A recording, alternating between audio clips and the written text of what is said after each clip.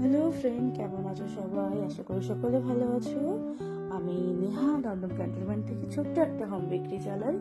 এতদিন যেহেতু পুজোর একটা রেস চলছিল, তো সেই মুহূর্তে আমি জানি স্বাভাবিক কেউ আমার কেকের ভিডিও দেখবে না, তো আমি একটু স্টপ ছিলাম। আমি কোনো ভিডিও পোস্ট করিনি, এটা আমার আগের কাজ। তো সেই পুজোর আগের কাজ, তো আমি সেই ভিডিওটা নিয়েই তোমাদের কাছে এলাম। ফটো হ্যাঙ্গিং কেক এই নিয়ে আমার এটা 3rd নাম্বার কেক। তো আমার আগের কাজ দেখে এটা মানে কাস্টমার বুক করেছিল, কিন্তু একটু কাস্টমাইজেশন ছিল, একটু আলাদা। তো তিনটেই ডিফারেন্ট টাইপ অফ ছিল।